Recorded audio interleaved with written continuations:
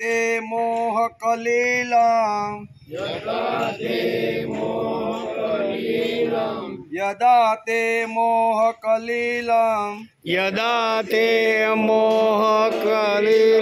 बुद्धिर्व्यतिरिच्यते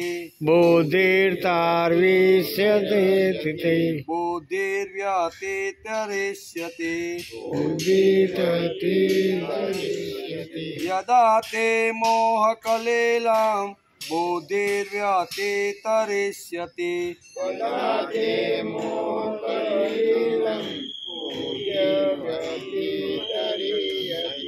तदा गन्तासि निर्वेदं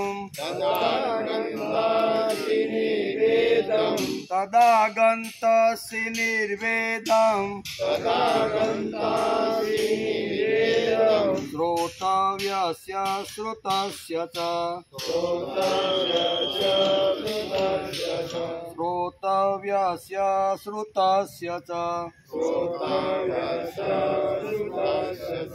तदा गन्तासि निर्वेदं श्रोतस्य श्रुतस्य च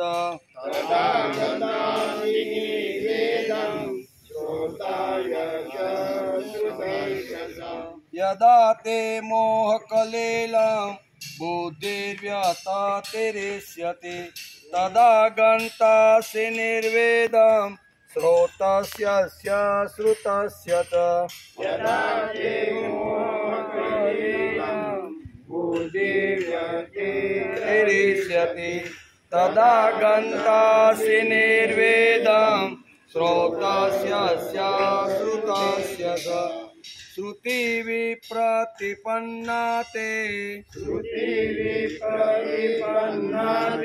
श्रुतिविप्रतिपन्ना ते यदा स्यास्यसि निश्चला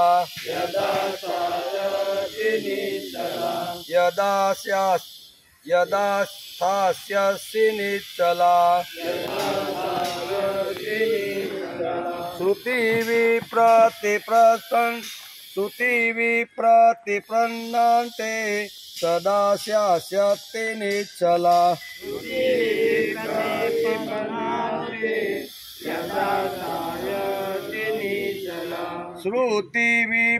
श्रुतिविप्रतिपन्नते यदा स्थास्यसि निश्चला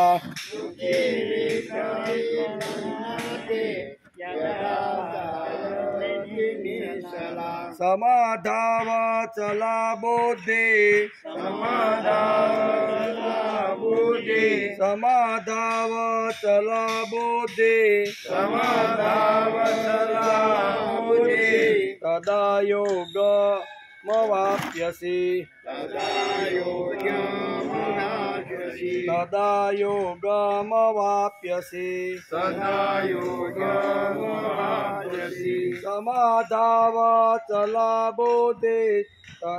योगमवाप्यसि समाधावचला बुद्धि तदा योगमवाप्यसि श्रुतिविप्रतिपन्नते यदा स्यास्यसि निश्चला समाधावचला बुद्धि तदा योगमवाप्यसि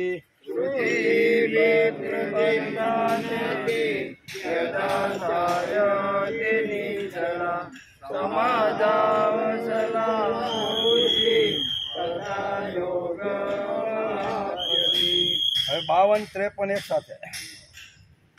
यदा ते मोहकलीलं बुद्धिर्व्यतिरिच्यते तदा गन्तासि निर्वेदं श्रोतव्यस्य श्रुतस्य च श्रुतिविप्रतिपन्नते यदा स्थास्यसि निश्चला समाधावचला बुद्धि तदा योगमवाप्यसि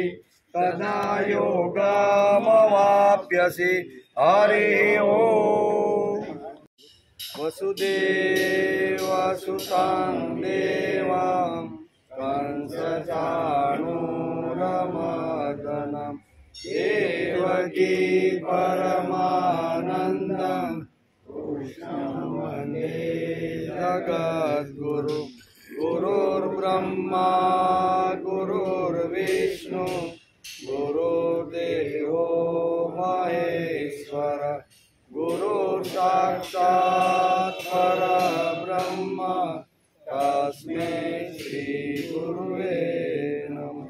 नारायणं नमस्कृत्यं नरं चैव नरोत्तमं देवीं सरस्वती व्यासं ततो जयमुदीरये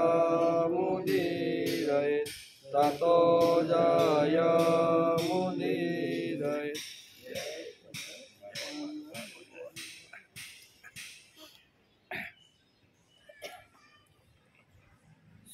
श्रुति विप्रतिपन्ना ते यदा स्थास्यसि निश्चला समाधावचला बोधे तदा योगमवाप्यसि। આજે શ્રીમદ ભગવદ્ ગીતા ચિંતન શરૂ થયું 112મો દિવસ। ગઈકાલે આપણે બીજા અધ્યાયના 52મા શ્લોકને આપણે નમસ્કાર કર્યા। એમ ભગવાન કહે છે કે હે અર્જુન, તારી બુદ્ધિ મોહરૂપી કળશ એટલે કાદવને સારી રીતે ઓળંગી જશે તે જ વખતે તું સાંભળેલા અને સાંભળવાના જે બાકી રહેલા છે તે આ લોક અને પરલોક સંબંધી બધાય ભોગો પ્રત્યે વૈરાગ્યને પ્રાપ્ત થઈ જઈશ। આમ ભગવાન કહે છે। શું કહે છે? કાદવમાંથી એકવાર તું બહાર નીકળી જાય। આપણે કળશ ગઈકાલે કાદવનો વિચાર કરતા હતા। એ કાદવ એવો છે કે જેમ જેમ બહાર નીકળવાનો પ્રયત્ન કરે તો માણસ ઊંડો ઉતરતો જાય। એ કાદવ એટલે કયો કાદવ? તો અજ્ઞાન છે, વેમ છે, પાખંડ છે, અંધશ્રદ્ધા છે, બરોબર ને, ચમત્કાર છે, આ બધું જે છે ને એને કાદવ કહેવામાં આવ્યો છે। હે અર્જુન, તો આ બધા કાદવમાંથી એકવાર બહાર નીકળી જા અને તને આપેલી જે બુદ્ધિ છે એ બુદ્ધિથી બરોબર સમજવાનો પ્રયત્ન કર કે મારે શું કરવાનું, એમ લડવું કે નહીં લડવું, બરોબર। મારું જો કલ્યાણ કરવાનું છે તો તારે શું કરવું જોઈએ ને એ તારી બુદ્ધિથી તું વિચાર કરી લે। એટલે બુદ્ધિનું મહત્વ અહીં 49ના શ્લોકથી 53મા શ્લોક સુધી 5 શ્લોકની અંદર ભગવાને બુદ્ધિ, દરેક શ્લોકની અંદર બુદ્ધિનું મહત્વ સમજાવ્યું છે। આપણને એમ થાય કે 49ના શ્લોકની અંદર ભગવાને અર્જુનને બુદ્ધિની વાત કરી તો વળી બાકીના બીજા 4 શ્લોકમાં કરવાની શું વાત છે? તો બાકીના 4 એટલે 5 શ્લોક ઘેર જઈને ખોલજો। 49થી 53 શ્લોક સુધી ભગવાને બુદ્ધિની જ વાત કરી છે। બુદ્ધિ એક એવું સાધન છે, બુદ્ધિ એક એવું હથિયાર છે કે જે પ્રભુના પગ સુધી માણસને લઈ જાય।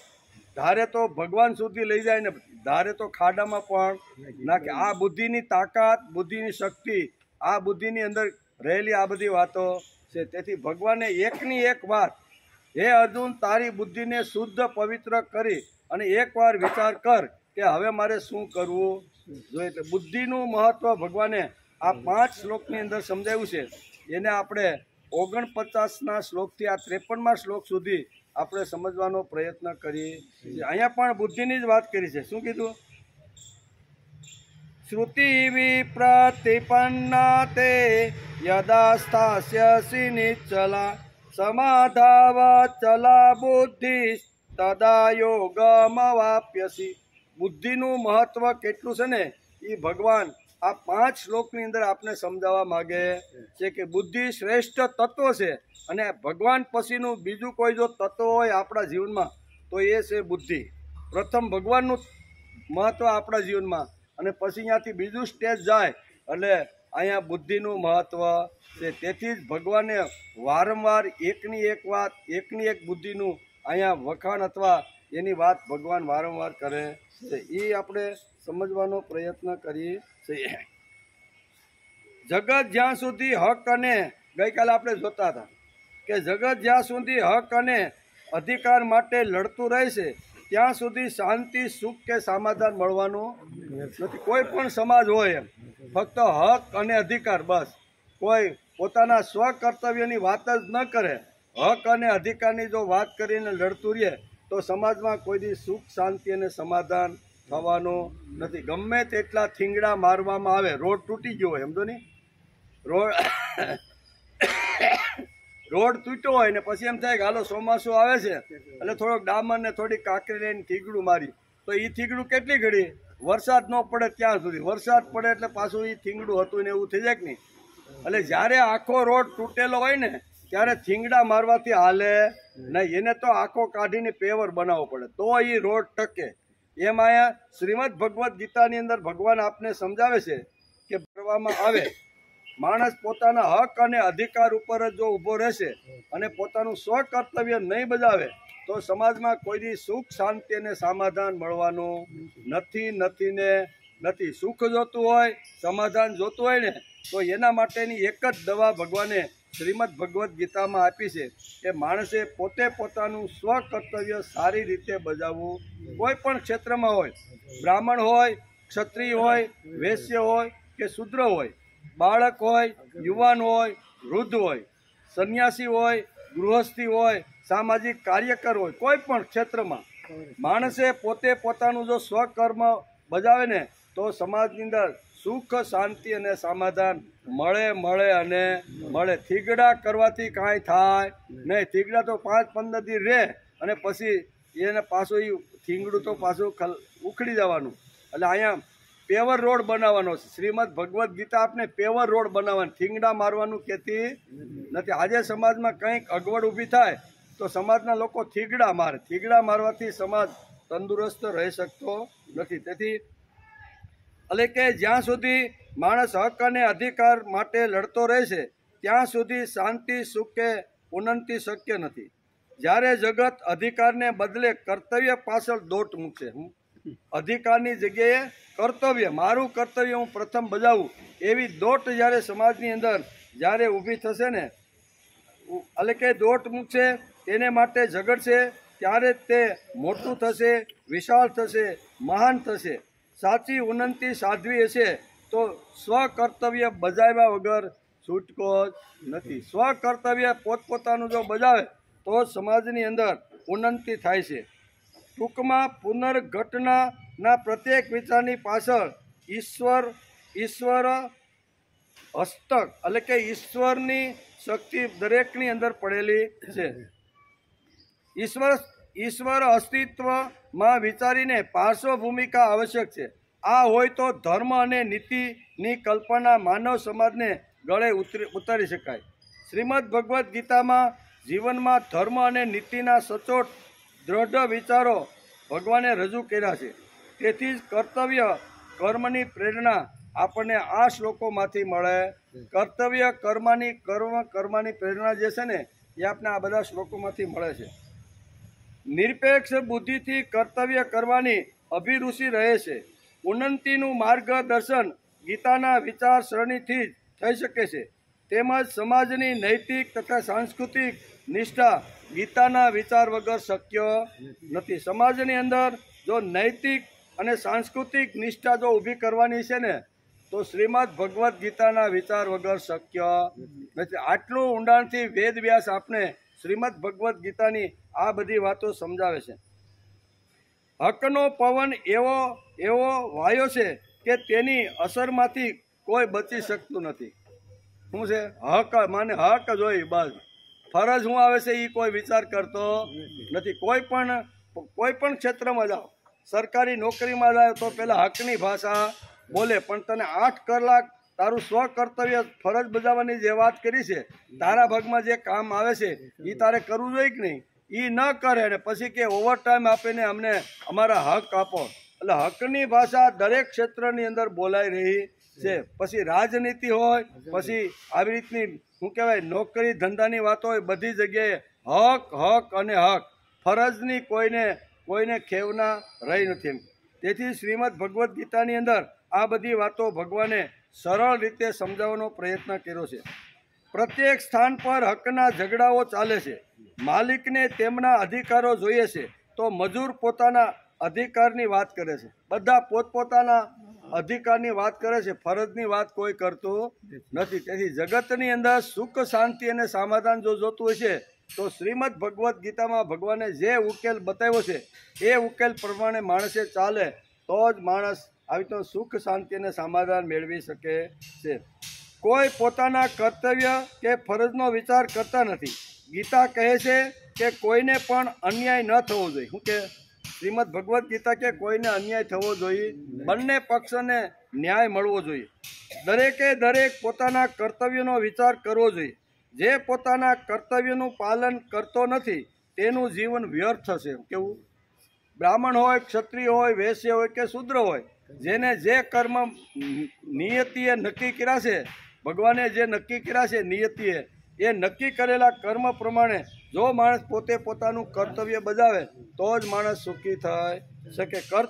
કર્તવ્ય તરીકે જ મારે બજાવવાનો છે એમ કે.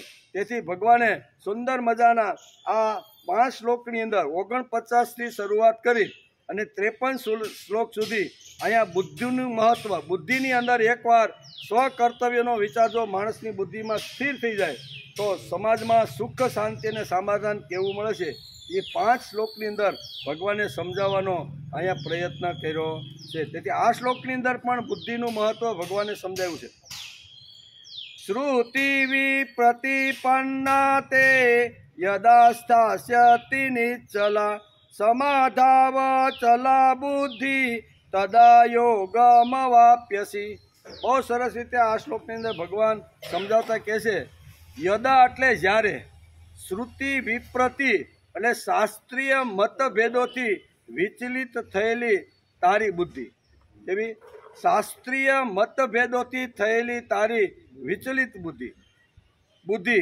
નીચલા એટલે નીચળ, પછી સ્થાયતિ એટલે થઈ જશે, અને સમાધો એટલે પરમાત્મા, અચલા એટલે અચળ થઈ જશે, તદા એટલે ત્યારે તું યોગને અવાપ્યસી પ્રાપ્ત થઈ જશે. તારે યોગને જો પ્રાપ્ત થવાનું હોય તો તારી જે વિચલિત થયેલી જે બુદ્ધિ છે ને એ એકવાર નિશ્ચલ જો થઈ જશે ને તો જ તને, એમ ભગવાન અત્યારે અર્જુનને આ વાત કહે છે. યોગની જો પ્રાપ્ત કરવાની હોય તો બુદ્ધિને સ્ટ્રોંગ કરવી પડે, બરાબર, મજબૂત બનાવવી પડે. અને મજબૂત થયેલી બુદ્ધિની અંદર જ યોગ એકવાર જો આવી જાય ને તો માણસ અહીં ભગવાન કહે છે કે ત્યારે તું બ્રહ્મ તત્વને પ્રાપ્ત થઈ જાય. ત્યાં સુધી થઈશ નહીં. હે અર્જુન, જ્યારે શાસ્ત્રી મતભેદોથી વિચલિત થયેલી તારી બુદ્ધિ નિચલ થઈ જશે અને પરમાત્મામાં અચળ થઈ જશે ત્યારે તું યોગને પ્રાપ્ત થઈ જઈશ. શ્રીમદ ભગવદ્ ગીતાના 49ના શ્લોકથી 53મા શ્લોક સુધી ભગવાને બુદ્ધિનું પ્રકરણ શરૂ કર્યું. ઘણા બધા પ્રકરણો આગળ આપણે જોઈએ, અલગ અલગ ટાઈપના, બરાબર. જ્ઞાનના જે હતા બધા શું કહેવાય આત્મજ્ઞાનના હતા ને એ ભગવાને 15 શ્લોકનું આખું પ્રકરણ, 11થી કેટલા 25 શ્લોક સુધી 15 શ્લોકની અંદર એક પ્રકરણ આખું ઊભું કર્યું. એ કયું હતું કે આત્મતત્વ, જેણે સંપાદન કરવાનું છે ને એણે આ આત્મજ્ઞાનના 15 શ્લોક સુધી અભ્યાસ કરી લેવો જોઈએ. તેથી એ પ્રકરણ આવ્યું. હવે ભગવાન અહીંયા 49થી 53 શ્લોક સુધી આખું બુદ્ધિનું પ્રકરણ શરૂ કરે છે. બુદ્ધિનું જીવનમાં કેટલું મહત્વ છે. બુદ્ધિ જો માણસની સારી હોય ને તો ગયેલું ધન પણ માણસ પાછું મેળવી શકે છે, ગયેલી વિદ્યા પણ પાછી મેળવી શકે છે. ગમે તે વસ્તુ ગઈ પણ એકવાર બુદ્ધિ આવી રીતની થાય અને ગયેલી બધી વસ્તુ હોય ને પણ બુદ્ધિ જો માણસની સ્ટ્રોંગ હોય ને તો માણસ પાછું એ પ્રાપ્ત કરી શકે છે. એટલે બુદ્ધિનું મહત્વ 49થી 53મા શ્લોક સુધી ભગવાને સમજાવવાનો પ્રયત્ન કર્યો છે. એનો આજે આપણે વિચાર કરવાનો છે.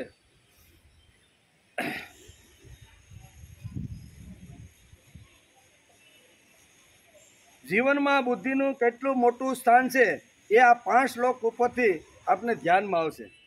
ભગવાનના મુખારવિંદમાંથી જ આ 5 શ્લોક નીકળેલા. ભગવાને પોતે જ બુદ્ધિનું મહત્વ ગાયું છે. જે મહાન શક્તિ આ ધરતી ઉપર આવી અને બુદ્ધિનું મહત્વ વધારતી હોય તો એ બુદ્ધિનું કેટલું મહત્વ છે એ આ 5 શ્લોકથી શ્લોક સમજાય છે. શ્રીમદ ભગવદ્ ગીતાના આ 5 શ્લોકની અંદર ભગવાને સુંદર મજાનું બુદ્ધિનું મહત્વ વધાર્યું છે. જીવનમાં બુદ્ધિનું કેટલું મોટું સ્થાન છે એ આ 5 શ્લોકથી આપણને ધ્યાનમાં આવી જશે.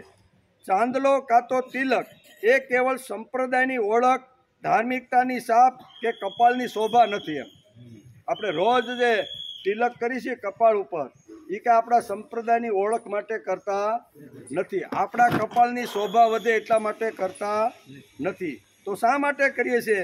તો કે એ મારી બુદ્ધિનું પૂજન છે, ધાર્મિકતાની નિશાની પણ નથી. કારણ કે જાણે તિલક નથી કર્યો ને એટલે અધાર્મિક છે, એવું નથી. અહીંયા કાંઈ તિલક છે એ કાંઈ ધાર્મિકતાની ઓળખ, સંપ્રદાયની ઓળખ કે કપાળની શોભા માટે માણસ કપાળે તિલક કરતો નથી. તો શા માટે કરે છે? તો શ્રીમદ ભગવદ્ ગીતામાં પણ આ જ વાત કીધી છે, ઉપનિષદો પણ આ જ વાત આપને સમજાવે છે કે ફક્ત કપાળની શોભા માટે, સંપ્રદાયની ઓળખ માટે કે બુદ્ધિની આવી એના માટે તિલક છે નહીં. તિલક એટલે બુદ્ધિનું પૂજન, ભગવાનનું પૂજન. રોજ હું મારા ઘરની અંદર મારા જે દેવતા રાખેલા છે રોજ અડધો પોણો કલાક એની પાસે બેસી અને રોજ ભગવાનની પૂજા કરું છું. આસન ઉપરથી પૂજા થઈ ગયા પછી માણસ જ્યારે ઊભો થાય છે અને ત્યારે શાસ્ત્રકારો અને ઉપનિષદ અને ગીતા બંને કહે છે કે માણસે બુદ્ધિનું પૂજન કરવું જોઈએ. તો બુદ્ધિ ક્યાં છે? શરીરના આજે 5.5-6 ફૂટનો જે માનવનો જે દેહ મળેલો છે એમાં અલગ અલગ પ્રકારની ઇન્દ્રિયો ભગવાને આપેલી છે. તો અહીંયા બુદ્ધિનું સ્થાન ક્યાં છે? તો આપણું શાસ્ત્ર પણ કહે છે, વિજ્ઞાન પણ કહે છે, અને આજના ડૉક્ટરો, સાયન્સ એટલું બધું ડેવલપ થઈ ગયું એ પણ એમ કહે છે કે બુદ્ધિનું સ્થાન કપાળના મધ્ય ભાગની અંદર આવેલું છે. શાસ્ત્ર પણ કહે, વિજ્ઞાન પણ કહે, અને આજનું ડેવલપ થયેલું અહીંયા જે શું કહેવાય ડૉક્ટરનું જે સાયન્સ છે એ પણ આજે આ 3 વાતોનો મત એવો છે કે માણસની બુદ્ધિ કપાળના મધ્ય ભાગમાં આવેલી છે. તેથી ભગવાનનું પ્રથમ પૂજન થવું જોઈએ. એ પૂજન થઈ ગયા પછી મારા જીવનમાં જે બુદ્ધિ મને જે ઉત્કૃષ્ટ એટલે કે ભગવાન સુધી જે લઈ જનાર જે તત્વ છે એ તત્વનું પૂજન માણસે કરવું જોઈએ, રોજ કરવું જોઈએ. પછી આડું કરો, ઊભું કરો, લાંબુ કરો, ટૂંકું કરો, ભભૂતિથી કરો, કંકુથી કરો કે પછી કોઈ પણ બીજા કોઈ પદાર્થથી, એ અહીં વાત કરી નથી. કેવું કરવું એની વાત અહીં નથી, પણ માણસે બુદ્ધિનું પૂજન રોજ કરવું જોઈએ એમ આપણું શાસ્ત્ર આપને સમજાવે છે. એમ કે એટલે કે જીવનનું એટલું મહત્વ છે. ખરા અર્થમાં જોતા એ તો છે બુદ્ધિ પૂજનનું પ્રતીક. માનવને ઈશ્વર સુધી પહોંચાડનાર શ્રેષ્ઠ જો કોઈ તત્વ, શ્રેષ્ઠ કોઈ જો સાધન આપણા શરીરમાં હોય તો તે બુદ્ધિ તત્વ છે. ભગવાન સુધી પહોંચાડવામાં અને ખાડામાં નાખવામાં બુદ્ધિ બે કામ કરે. કેવા? બુદ્ધિ જો સરળ રીતે હાલી તો એ બુદ્ધિ ભગવાનના પગ સુધી પહોંચાડી જશે, અને એ જ બુદ્ધિ જો ઊંધી અને અવળી હાલી ને તો એ ખાડાની અંદર પણ નાખી દે છે. એટલે બુદ્ધિના બે કામ છે. તેથી અહીંયા બહુ સરસ રીતે આપણું શાસ્ત્ર આપણે સમજાવે છે કે એને સમજવા માટે કાવ્યશાસ્ત્રનો એક શ્લોક છે. કાવ્યશાસ્ત્રના 100 શ્લોક છે. કેટલા? એની પાસે હોય તો ઘેર જઈને વાંચી, બહુ સરસ. એનું નામ છે કાવ્ય વિનોદ. કાવ્ય વિનોદની અંદર 10 પાઠ છે. એક પાઠની અંદર 10 શ્લોક આપેલા છે. એમાં પહેલા પાઠનો પહેલો શ્લોક શાસ્ત્રકારોએ લખ્યો છે. કયો લખ્યો? કાવ્યશાસ્ત્ર વિનોદેન કાલો ગચ્છતિ ધીમતામ વ્યસનેન ચ મૂર્ખાણામ નિંદ્રયા કલહે નવા. આ 10 પાઠનો અભ્યાસ કરવા જેવો છે. હું જ્યારે તત્વજ્ઞાન વિદ્યાપીઠમાં પાંડુરંગ શાસ્ત્રીની જ્યારે આવી રીતની એની સંસ્થામાં ભણતો હતો ને ત્યારે અમને 100 શ્લોક અમારા ગુરુજીએ કંઠસ્થ અમને કરાવી દીધા હતા. એક શ્લોક ઉપર ઊભા રહીને એમ થાય કે આ શ્લોક વાગોલે રાખી, બોલે રાખી, એના અર્થઘટન કરી, એવા સુંદર મજાના શ્લોક છે. અને એ બધું મળ્યું ક્યાંથી? તો કે તત્વજ્ઞાન વિદ્યાપીઠ, જ્યાં પાંડુરંગ શાસ્ત્રીની આવી રીતની એક સંસ્થા છે, જ્યાં છોકરાઓને ભણાવવામાં પ્રકારની ફી લીધા વગર આપણા જ બાળકોને, આપણા જ યુવાનો ત્યાં ભણતા રહેલા છે. મોટી ઉંમરે પણ મને આવો એક 3 મહિના માટે એક મોકો મળેલો. કેટલા? 3 મહિના માટે હું અભ્યાસ કરવા માટે ત્યાં ગયો, અને એની અંદર આ કાવ્ય વિનોદ આખા અમારા જોશીજી નામના જે ગુરુજી હતા ને એણે અમને સુંદર મજાનું આ કાવ્ય વિનોદના 100 શ્લોક આખા કંઠસ્થ કરાવી દીધા. એ અત્યારે આપણે બહુ ઉપયોગી આવે છે. એક શ્લોકનું જ્યારે પઠન કરતા જાય ને ત્યારે આપણે થાય છે કે આ શ્લોકની અંદર કેટલું માધુર્ય શાસ્ત્રકારોએ ભરેલું છે. તેથી માણસની બુદ્ધિ જો ધારે તો એ પ્રભુ પરમાત્મા સુધી લઈ જાય છે, અને એ જ બુદ્ધિ જો ઊંધી અવળી ચાલે તો એ જ બુદ્ધિ માણસને ખાડામાં નાખી દે છે. તેથી આ શ્લોકની અંદર શું કીધું? તો કે કાવ્યશાસ્ત્ર વિનોદેન કાલો ગચ્છતિ ધીમતામ વ્યસનેન ચ મૂર્ખાણામ નિદ્રયા કલહેનવા. આ શ્લોકની અંદર બહુ સારી રીતે તત્વજ્ઞાન ઠાસીને તત્વજ્ઞાન પણ છે, સામાન્ય લોકોને બોધ મળે એની પણ વાત કરેલી છે. સુંદર મજાનો શ્લોક છે. કાવ્ય, શાસ્ત્ર અને વિનોદ 3 શબ્દો અહીં વાપર્યા છે. કેવા? પહેલી લીટીમાં કાવ્ય, શાસ્ત્ર અને વિનોદ. કાવ્ય, શાસ્ત્ર, વિનોદેન કાલો ગચ્છતિ ધીમતા. કાળ તો પોતાનું કામ કરે જાય છે, કાળ કાંઈ અટકતો નથી. નાના 9 થઈ ગયા ને, હવે મારે જવાની થોડીક વાર છે ને, ઘડિયાળને કહું ઊભી રહી જાય. ઘડિયાળને કદાચ તમે ઊભી રાખી ગયો, પણ ઉપર આમ જે સૂર્યનારાયણ હાલે છે એ એનું કામ કરે કે નહીં? સમય તો એનું કામ કરવાનો છે. એ સમયમાં આપણે કામ કરી કે ન કરી, આપણે એમ કે નાના તું થભી જા, હજી મારે થોડુંક કામ રહી ગયું છે, તો સમય કોઈની રાહ જોવે? કાલો ગચ્છતિ ધીમતા. કાળ તો એનું કામ કરે છે. એ કાળની અંદર મારે શું કરવું એ માણસે પોતે જ નક્કી કરી લેવું જોઈએ. 3 વસ્તુ અહીં સમજાવી છે, બરોબર ને? કાવ્ય, શાસ્ત્ર અને વિનોદ. એમાં સમાજના 2 પ્રકારના માણસોનું અહીંયા આ શ્લોકની અંદર આવી રીતનું વર્ણન કર્યું છે કે સમાજની અંદર 2 પ્રકારના માણસો છે. એક સાત્વિક માણસ છે અને એક નાસ્તિક માણસ છે. સાત્વિક માણસની પાસે જ્યારે સમય મળે, એને ફુરસદ મળે કે હવે મારું બધું જ કામ પતી ગયું છે અને 1-2 કલાક હવે બીજું કાંઈ કામ રહ્યું, હવે ફુરસદનો સમય છે, તો ફુરસદના સમયની અંદર જે સજ્જન માણસ હોય છે, સાત્વિક માણસ હોય છે, એ પોતાનો સમય કેવી રીતે પસાર કરે છે એ પ્રથમ શ્લોકના પ્રથમ ચરણની અંદર આપ્યું. સજ્જન છે, સાત્વિક છે, પ્રામાણિક છે, પાટું મારી પરસેવો પાડીને રોટલો જે પોતે કમાય છે અને એમાં એને જો થોડીક ફુરસદ મળે તો એ સમય ક્યાં વાપરે છે એનું વર્ણન આ શ્લોકની અંદર કરવામાં આવ્યું છે. પહેલું લીધું છે કે કલાકનો ટાઈમ મળવો, બીજું કાંઈ કામ નથી, તો કોઈ કાવ્ય એટલે આપણે જે ચોપડીની અંદર જે ભજન છે, કીર્તન છે, આ બધું જે વાંચીને જે અભ્યાસ કરી છે એના માટે કાવ્ય શબ્દ છે.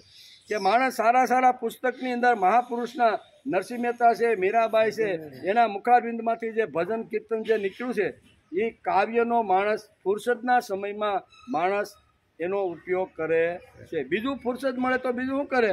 તો કે એના કરતાં જો એને વધારે ઇન્ટરેસ્ટ હોય તો શાસ્ત્રનો અભ્યાસ કરે.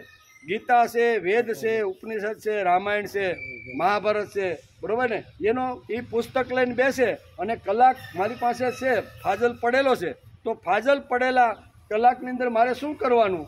તો કાં તો કંઈ કાવ્યનો અભ્યાસ કરે છે, કાં તો કંઈ શાસ્ત્રનો અભ્યાસ કરે છે.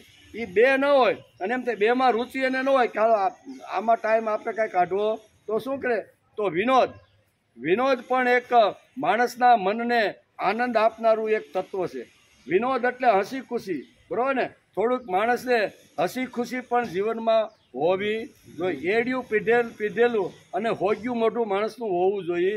માણસ હસતો રમતો કિલોલ કરતો માણસ સમાજમાં ફરવો, એના માટે વિનોદ પણ જોઈએ. એના માટે થોડા જોક્સ પણ મારે સાંભળવા જોઈએ, અથવા આવી રીતના કોઈની પાસે હોય તો એ વાંચવા જોઈએ. કહેવાનો અર્થ કે એમાં વિનોદ કરતાં નિર્દોષ વિનોદ હોવો જોઈએ. કેવો? એની અંદર કોઈ માણસનો પેલો વિકૃતિવાળો વિનોદ નહીં, પણ એકદમ માણસને હળવો કરે એવો વિનોદ હોવો જોઈએ. એટલે ફુરસદના સમયમાં જેની પાસે સમય છે એ સમય ક્યાં વાપરે છે એ પહેલી કડીની અંદર લખીને શાસ્ત્રકારો કાવ્ય, શાસ્ત્ર, વિનોદેન કાલો ગચ્છતિ ધીમતા. બીજો જે આળસુ છે, પ્રમાદી છે, એને પણ સમય મળે, બરોબર?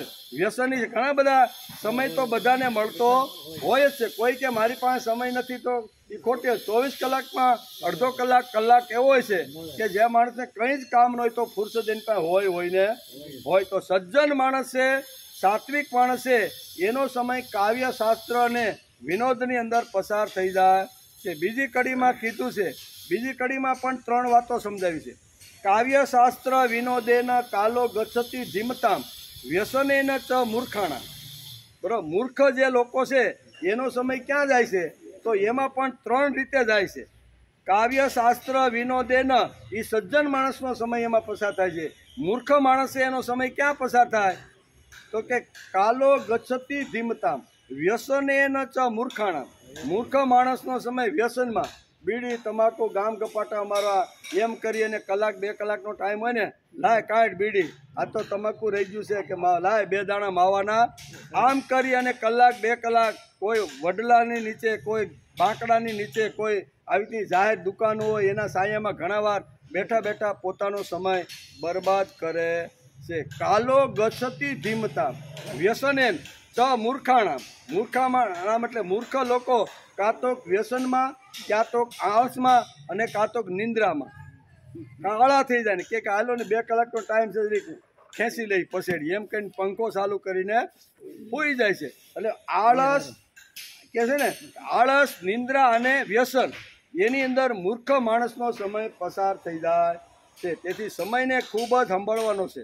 સમય મળે તો બુદ્ધિને સારી રીતે ખોરાક મળે એના માટે માણસે પ્રયત્ન કરી લેવો જોઈએ. ખોરાક ક્યાંથી મળે તો કે કાવ્ય, શાસ્ત્ર અને વિનોદ, એ 3નો જો અભ્યાસ કરે તો બુદ્ધિને સારામાં સારો ખોરાક મળી જાય છે. તેથી ભગવાને બુદ્ધિનું સુંદર મજાનું મહત્ત્વ સમજાવવા માટે એમાં એક વાત આ છે, ખરા અર્થમાં જોતા એ તો છે બુદ્ધિ પૂજનનું પ્રતીક.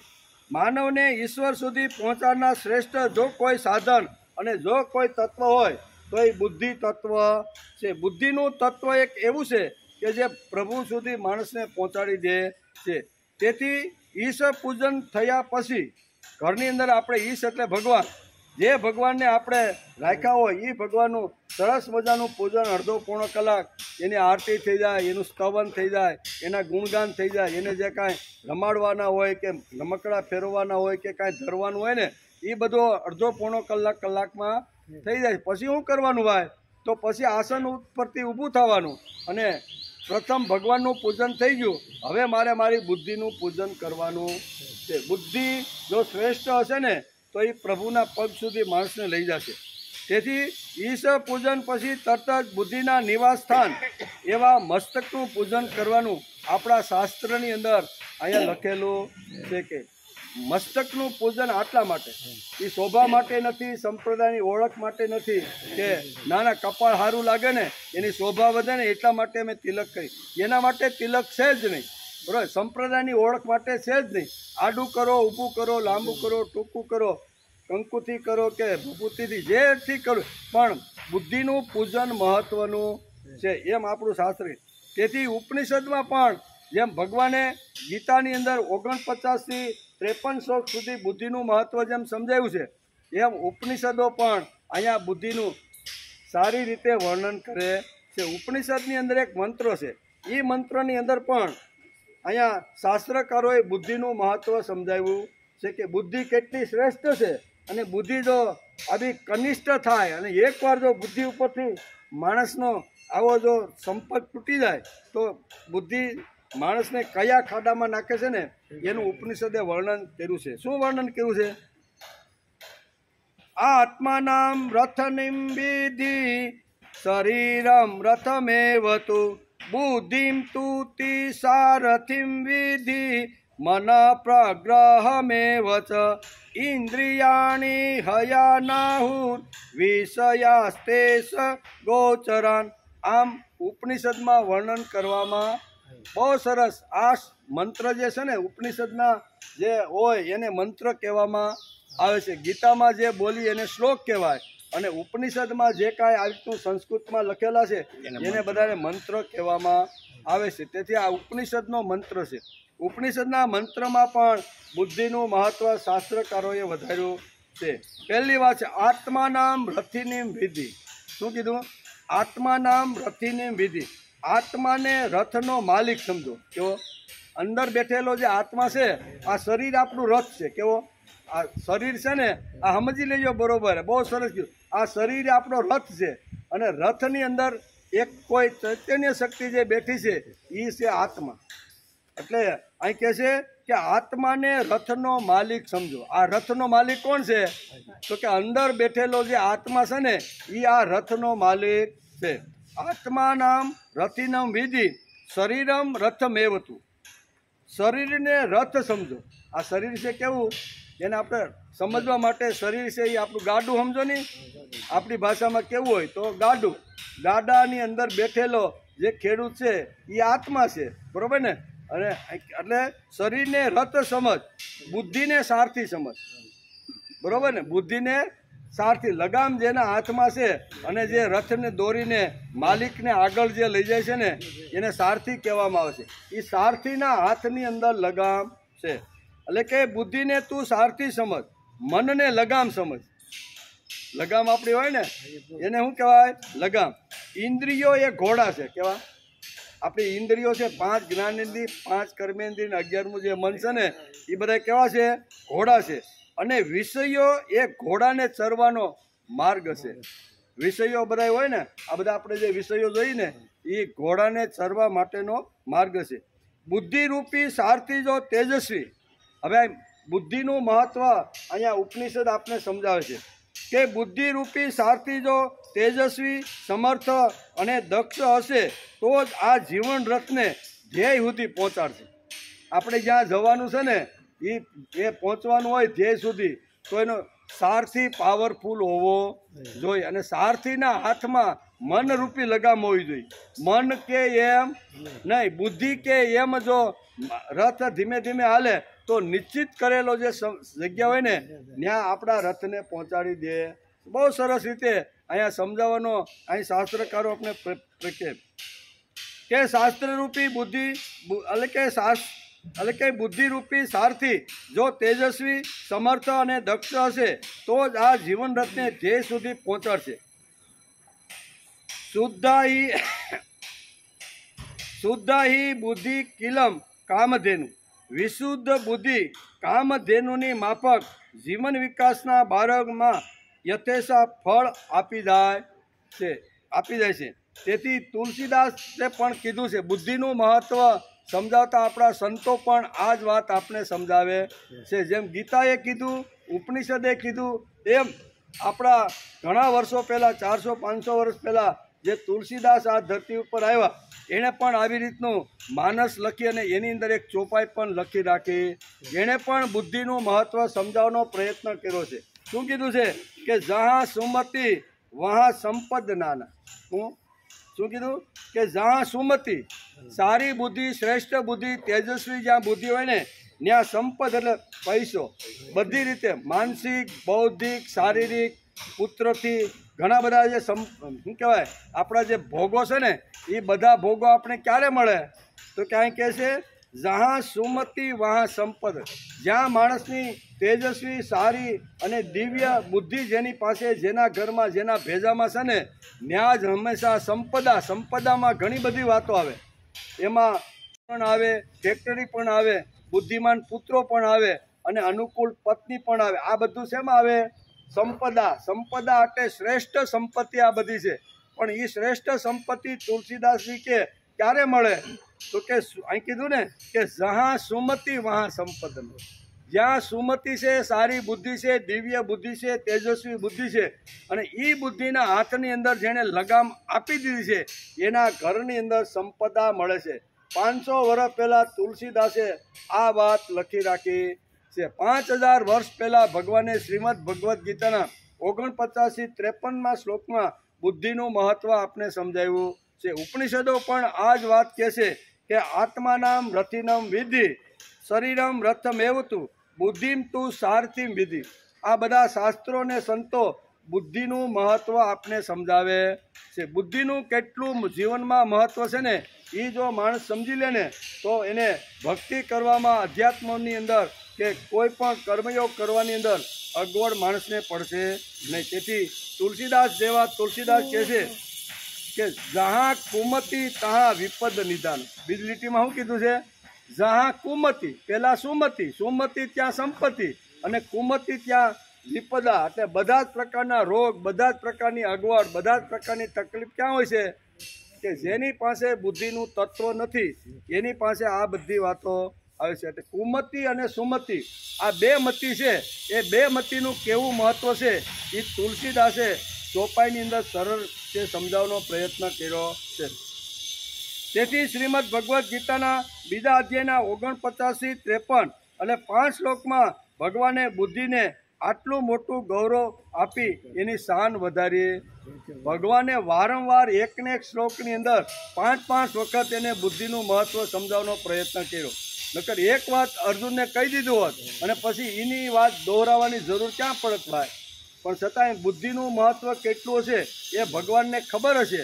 કદાચ પહેલા શ્લોકની અંદર 49ના શ્લોકની અંદર અર્જુનના મનમાં કદી આ બુદ્ધિ તત્વનો વિચાર ઉતરો નહીં હોય તો પછી એને વારંવાર એને આ શું કહેવાય ઠોકીને એને કહેવું પડે. કોઈ પણ પથ્થર હોય, આપણે ઘણીવાર કહીએ ને કે પથ્થર તોડ માણસ જ્યારે મોટી આવા પર્વતની અંદર જ્યારે પથ્થર તોડતો હોય અને જબરજસ્ત પથ્થર એની પાસે આવ્યો હોય જૂના કાળમાં, અત્યારે તો મશીનરી થઈ ગઈ છે, પણ પહેલાં તો ઘણથી તોડવામાં આપણે વાડી પણ ગાળતા હોય ને તો મોટા પથ્થર નીકળે ને એને પણ તોડવા પડે કે નહીં. એને કટકા કરીને પછી ધીમે ધીમે એક એક કટકો બહાર પડો. પણ મોટી શિલા માનો કે પથ્થરની વાડીમાંથી નીકળી તો એને શું કરવાનું? તો આપણા જેવા વાડી ખોદવાવાળા કે આવી રીતના પથ્થર જે તોડવાવાળા છે શું કરે? એ ઘણ હાથમાં લે. ઘણ હાથમાં લે ને 1 2 3 હાવો કરીને મારે કે નહીં. એમ કરી અને 11 ફટકા એને માર્યા અને 11મા ફટકે એ પથ્થર તૂટ્યો.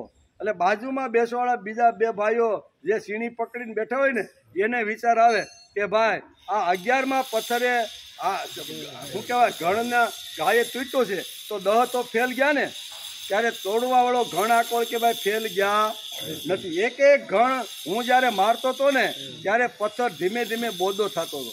એ બોદો થતા જ્યારે 11મો ઘા લાગ્યો ને ત્યારે પથ્થર તૂટીને ટુકડા થઈ જાય. એનો અર્થ કે 10 જે ઘા મારેલા છે એ ફેલ જતા નથી. તેથી ભગવાનને પણ વિચાર આવ્યો કે એક ફટકો મારું અને એની બુદ્ધિ જો સારી લાઈન ઉપર આવી જાય અને હાથમાં હથિયાર લઈ અને લડવા માટે જો ઊભો થઈ જાય ને તો મારું કામ અહીં પૂરું થઈ જાય. એટલે ભગવાન એક ફટકો મારે છે બુદ્ધિનો 49મા શ્લોકમાં, પણ એ ફટકાની બહુ અસર એના ઉપર થઈ નથી. આમ કરી અને એટલી બધી 5 શ્લોક ભગવાન બોલ્યા પછી એવો જબરજસ્ત ફટકો મારે છે ને એ અહીંયા 54મા શ્લોકની અંદર અહીંયા અર્જુન ફટકો લાગ્યો ને એટલે આવતીકાલે એ ફટકાની અસર અહીંયા કેવી રીતની થઈ છે ને એ અર્જુનના મનમાં બરોબર થઈને ભગવાન સીધું જ ભગવાનને પૂછવા લાગ્યો છે કે ભગવાન તમે આ જે ફટકા માર્યા, તમે જે આ પ્રયત્ન જે કર્યો ને એનાથી કાંઈ ફાયદો થાય ખરો? તો એની વાત 54મા શ્લોકથી અહીંયા 72મા શ્લોક સુધી ભગવાન બધી જ વાતો કરવાના છે. પણ એ કાલથી શરૂઆત થાય છે. અર્જુનનો જે પ્રશ્ન છે સ્થિત પ્રજ્ઞ કા ભાષા, આમ કરીને અર્જુન બોલવાની શરૂઆત કરે છે. અહીંયા ભગવાન બુદ્ધિનું મહત્વ સમજાવે છે. તેથી કહે છે કે જાતની વાતો સાંભળી બુદ્ધિ વિચલિત થઈ જાય. શું થાય? બુદ્ધિ ઘણીવાર જાતની વાતો સાંભળે. ટીવી ખોલે તો એક મહારાજ આમ કહેતા હોય, બીજા મહારાજ આમ કહેતા હોય, ત્રીજો વળી ગુરુશ્રી આમ કહેતો હોય, પછી મંડપમાં ક્યાંક જાય તો વળી કાંઈક જુદો અર્થ કરતો હોય, બીજી જગ્યાએ કથા સાંભળવા જાય તો એ પણ કાંઈક જુદો અર્થ. આવું અલગ અલગ સાંભળી અને માણસની બુદ્ધિ વિચલિત થઈ જાય છે. તેથી આ એક શબ્દ ભગવાને અહીંયા નિચલિત શબ્દ આ શ્લોકની અંદર પણ વાપરો છે કે તારી બુદ્ધિને આડી હવળી જવા ન દેતા એક તારે નિશ્ચય કરી લેવો જોઈએ કે કઈ બુદ્ધિથી મારું જીવન મને કલ્યાણ થવાનું છે. કારણ કે અર્જુનનો પ્રશ્ન હતો. અર્જુને 11મા શ્લોકમાંથી ભગવાને જે તત્વજ્ઞાન કહેવાની જે શરૂઆત કરીને એમાં 7મા શ્લોકમાં આગળ ભગવાનને અર્જુને પ્રશ્ન પૂછી નાખ્યો છે કે હે ભગવાન, મારી બુદ્ધિ આડી હવળી અત્યારે બહુ ઘૂમી રહી છે. મારી બુદ્ધિ અત્યારે કોઈ નિર્ણય લઈ શકતી નથી. તેથી હું ભમી રહ્યો છું, મારું મન ભમી રહ્યું છે અને ભમતા રહેલા મનની અંદર મારે શું કરવું શું નહીં કરવું ને એ મને કાંઈ સૂચતું નથી. મારી બુદ્ધિ ભ્રમિત થઈ ગઈ છે અને ભ્રમિત થયેલી બુદ્ધિની અંદર મારે લડવું જોઈએ કે નહીં લડવું જોઈએ એ પણ મને સૂચતું નથી. તેથી શિષ્ય બની અને હું તમારા શરણે આવ્યો છું.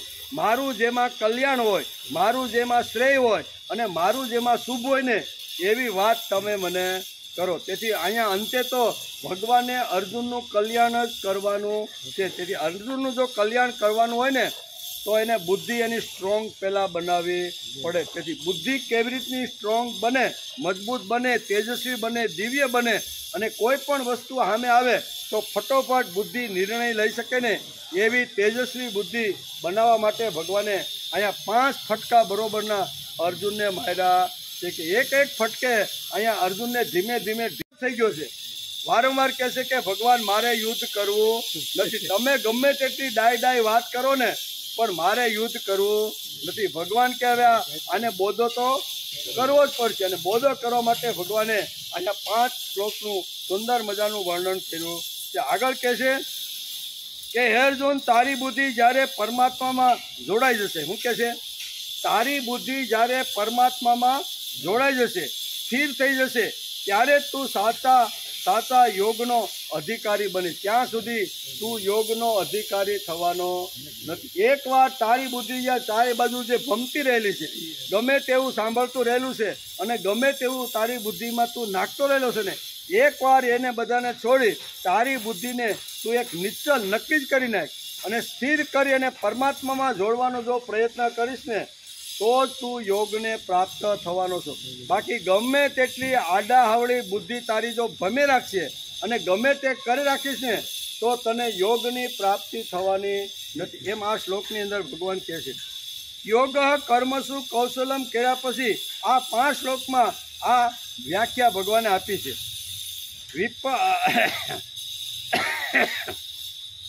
એટલે કે વિપલિત થયેલી તારી બુદ્ધિ નિચલ થશે ત્યારે સ્થિરતા આવે, અને ત્યાં સુધી તારી સંચલતા રહેવાની ને જ્યાં સુધી પરમાત્મામાં તારી બુદ્ધિ સ્થિર થતી નથી અને જ્યાં સુધી ધજાની પૂંછડીની જેમ આમ તેમ ઘૂમે રાખે છે ને, ત્યાં સુધી તારી બુદ્ધિ ચલિત થવાની. તેથી પરમાત્માની અંદર તારી બુદ્ધિને નિશ્ચય કરી અને સ્થિર કરવાનો તું પ્રયત્ન કર. કુમારિકાની દ્રષ્ટિ ચારે બાજુ ફરતી હોય છે.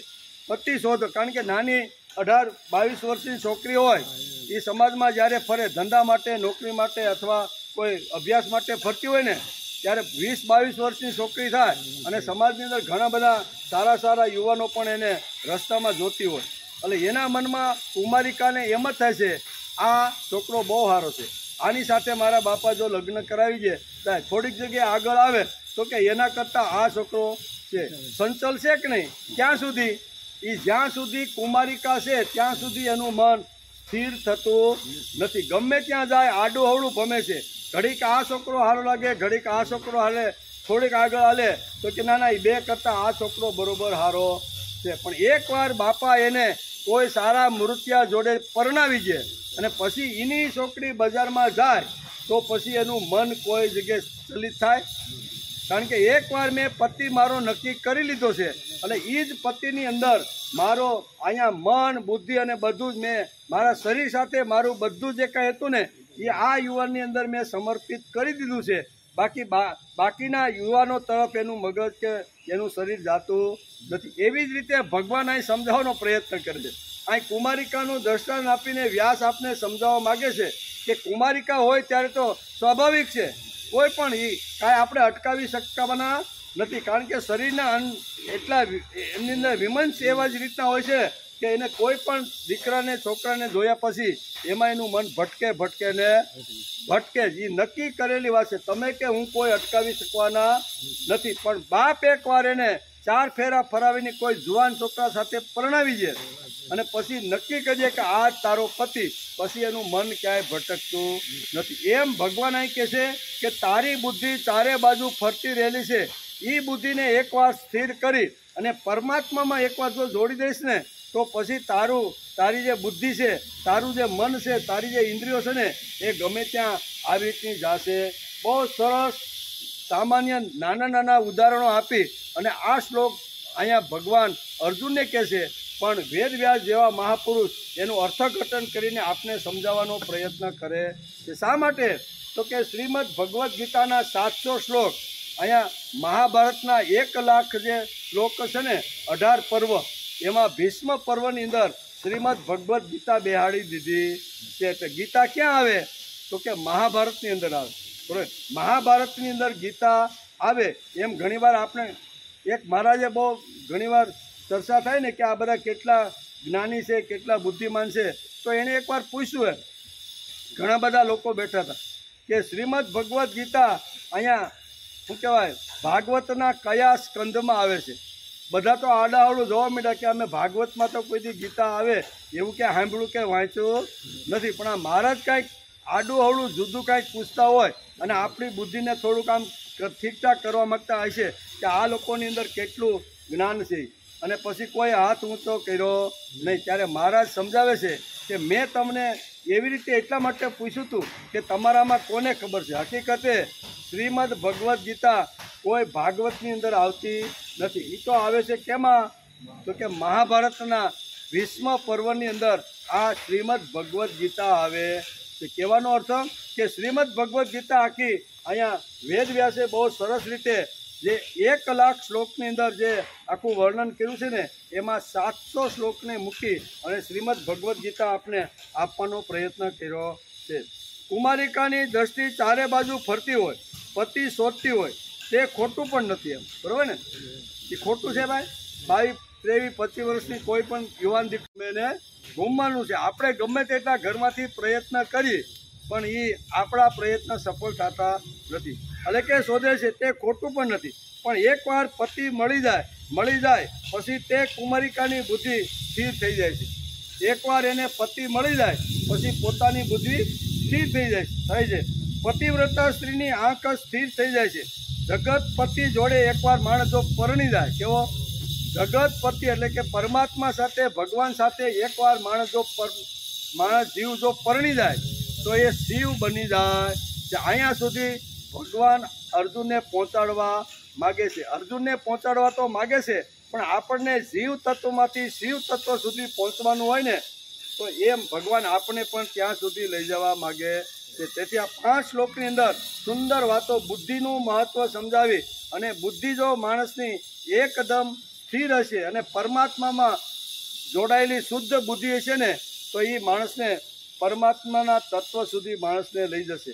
આમ કરીને 5 શ્લોકની અંદર બહુ સરસ રીતે સમજાવવાનો પ્રયત્ન કર્યો છે, પણ પાણીનો ટાઈમ થઈ ગયો છે એમ ઈશારો આવ્યો એમ કે પાણી પીવો. ગીતા અધ્યાય 2 અને શ્લોક નંબર 53. ભગવાન કોઈ પણ હિસાબે ધનુષ અને બાણ ફેંકી દીધેલા અર્જુનને કોઈ પણ રીતે ઊભો કરી અને લડવા માટેની પ્રેરણા આપે છે. બરોબર, કોઈ પણ રીતે આ જેણે ધનુષ અને બાણ હાથમાંથી ફેંકી દીધા છે એ કોઈ પણ રીતે ઊભો થાય ને, એના માટેના ભગવાનના આ બધા પ્રયત્નો છે. પછી બુદ્ધિની સરળતા સમજાવવાની હોય તો બુદ્ધિની સરળતા, વાસાંસી જીર્ણાની યથા વિહાય, આમ કરીને જો અર્જુનને સમજાવવાનું હોય ને તો પણ એ તત્વજ્ઞાન આપીને સમજાવવાનો પ્રયત્ન કરે છે. સમત્વ બુદ્ધિથી સમજાવવાનું હોય તો એનો પણ પ્રયત્ન કરે છે. કર્મયોગ અને સાંખ્યયોગ દ્વારા પણ ભગવાન અનેક પ્રકારના પ્રયત્નો શા માટે કરે છે કે એકવાર ફેંકી દીધેલા બાણ પાછો લઈને ઊભો થાય અને યુદ્ધના મેદાનમાં પાછો કરશે વચનન બોલે, ત્યાં સુધી ભગવાનને આ બધે મહેનત કરવાની છે. એટલે ભગવાનની અનેક રીતે, અલગ અલગ રીતે ભગવાને અહીંયા અર્જુનને હાથમાં બાણ લઈને એવા પ્રયત્ન કરવાના શરૂઆત છે. એમાં એક પ્રયત્ન આ છે બુદ્ધિનો, બરાબર. અને પછી અર્જુનના મનની અંદર ઘણા બધા પ્રશ્નો, ઘણી બધી મૂંઝવણ, અત્યાર સુધી જે કાંઈ ભગવાન પાસેથી સાંભળ્યું એમાં એની ઘણીવાર બુદ્ધિ સંચલિત થઈ ગઈ છે. તેથી 53મા શ્લોકની અંદર એ પાછો સ્થિત પ્રજ્ઞસ્ય કા ભાષા એમ કરીને ઘણા બધા પ્રશ્ન પૂછવાનો છે. પણ એ પહેલાં અહીંયા 5 શ્લોકની અંદર ભગવાને જે બુદ્ધિનું મહત્ત્વ કીધું છે ને, એને આપણે બરોબર સમજી લઈ તો પછી અર્જુનનો જે કાંઈ પ્રશ્ન છે અને ભગવાન પછી એને જે કાંઈ જવાબ આપવાના છે ને, એ આપણે સારી રીતે સમજાય જાય. તેથી આગળની આ બધી વાતો જો સમજેલી હશે તો જ પાછળની બધી વાતો આપણે સારી રીતે સમજી શકશું. તેથી ભગવાન કહે છે કે સંસારના મોહ કલીલ માટે ભગવાને 52મા શ્લોકમાં કહ્યો, અને શાસ્ત્રોના મોહ કલિક માટે ભગવાને 53મો શ્લોક કીધો. 52ની અંદર મોહ કલિત એટલે કાદવમાં જે ખૂટી ગયેલો છે, એ કાદવમાંથી ખૂટી ગયેલા અર્જુનને બહાર કાઢવા માટે ભગવાને 53મા શ્લોકની અંદર 52મા શ્લોકની અંદર કીધું. 53મા શ્લોકની અંદર શાસ્ત્રથી માણસ કેવી રીતનો બહાર નીકળી શકે છે એની વાત આ 53મા શ્લોકની અંદર ભગવાન સમજાવે છે. સંસારમાં મોક્ષ કલીન માટે ભગવાને 52મા શ્લોક કહ્યો. અને શાસ્ત્રોના મોહ કલિત માટે ભગવાને 53મો શ્લોક કહ્યો. શ્રુતિ વિપ્રતિપન્ના, આ પહેલો શબ્દ આ 53ના શ્લોકની અંદર પ્રથમ વાપરેલો. શું વાપર્યો છે? શ્રુતિ વિપ્રતિપન્ના. આ લીટીમાં 3 શબ્દો ભગવાને અર્જુનને કહ્યા. 3 શબ્દો છે. કયા? એક તો શ્રુતિ, બીજો વિપ્ર અને ત્રીજો પન્ના. આ 3 શબ્દ આ લીટીમાં કીધા છે.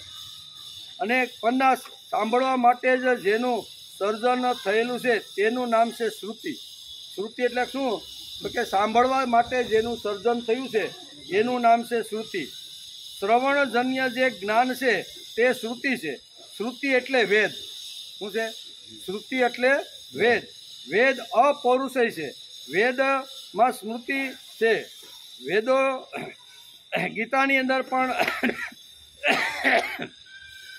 વેદોના સિદ્ધાંત ભગવાને અહીંયા ભગવદ્ ગીતામાં પણ વણી લીધા છે. શ્રુતિ વિપ્રતિપન્ના, અર્જુનના મનમાં આ સાંભળવાથી થયેલું જ્ઞાન. પોતાના ગુરુજનો અને કુટુંબીજનોના નાશ કરવો એ પણ ઉચિત નથી. શું છે?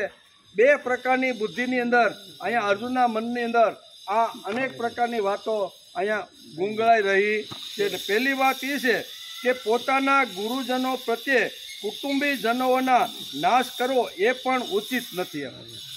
શું છે? ગુરુજનોનો નાશ કરવો એ પણ ઉચિત નથી. પોતાના શાસ્ત્ર ધર્મ યુદ્ધ કરવાનો ત્યાગ કરવો એ પણ ઉચિત નથી. 2 વાતો અહીંયા અર્જુનની સામે આવે છે આ શ્લોકની અંદર. અહીંયા શ્રુતિ વિપ્રતિપન્ન કહીને ભગવાન અહીંયા આ વાત સમજાવવા માગે છે કે અર્જુનની સામે 2 વસ્તુ આવી છે. પહેલી વાત છે ગુરુજનો. ગુરુ એટલે દ્રોણાચાર્ય અને સ્વજન એટલે પિતામહ ભીષ્મ વગેરે. બરાબર? તો આને હત્યા કરવી, આને ખલાસ કરવા એ પણ યોગ્ય નથી. બીજું, મારો શાસ્ત્ર ધર્મ મને લડવાનું કહે છે એ ન લડું તો પણ યોગ્ય નથી. આ બંનેની વચ્ચે અર્જુન અત્યારે ફસાઈ ગયો છે. એટલે આ શ્લોકની અંદર ભગવાન બહુ સરસ રીતે બુદ્ધિનું મહત્વ સમજાવી અને આગળ શું કરવાનું છે એ ભગવાન એને સારી રીતે સમજાવે છે.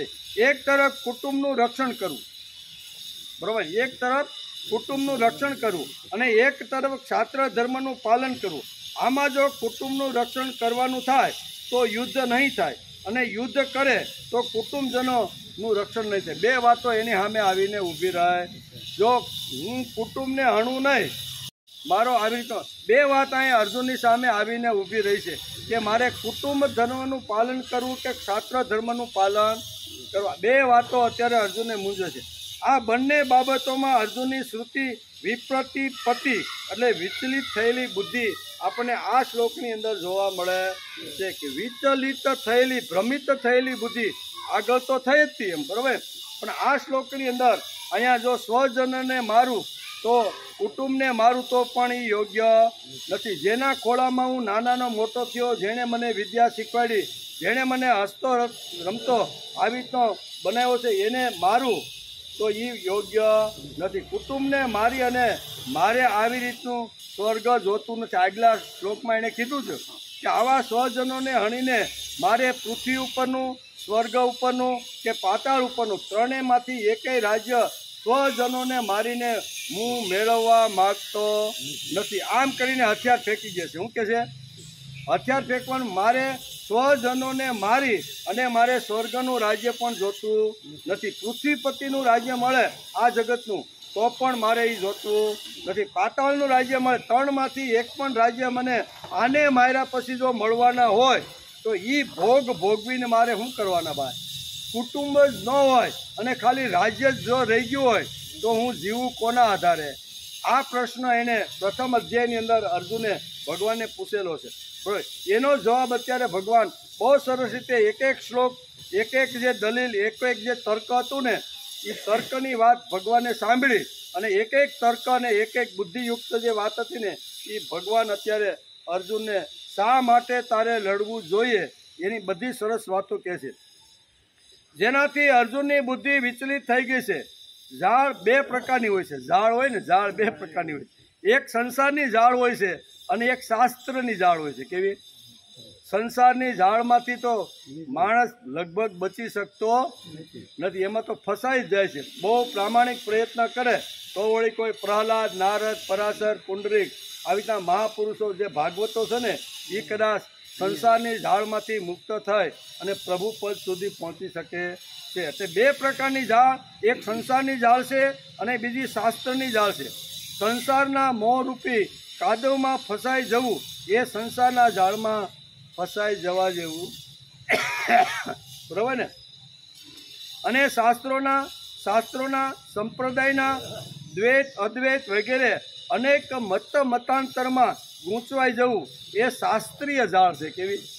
આજે માણસને બે પ્રકારની ઝાડ, એક તો સંસારની ઝાડ, એમાં મોહ થાય, પત્ની હોય, પતિ હોય, દીકરો હોય, પુત્ર વધુ હોય કે ઘર હોય, સંસાર હોય, વ્યવહાર હોય, જે કાંઈ હોય એ ઝાડમાંથી માણસ બહાર નીકળી શકતો નથી. બીજી ઝાડ અહીં બહુ સરસ રીતે વ્યાસ સમજાવે છે કે બીજી જે ઝાડ છે ને એ શાસ્ત્રોની ઝાડ છે. કેવી?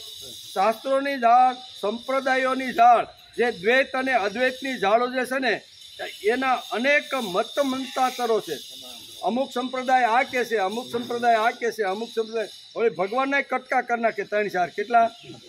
આપણે ભગવાનના પણ કટકા કરેલા ઘણા બધા સંપ્રદાયો આપણે જોયા છે.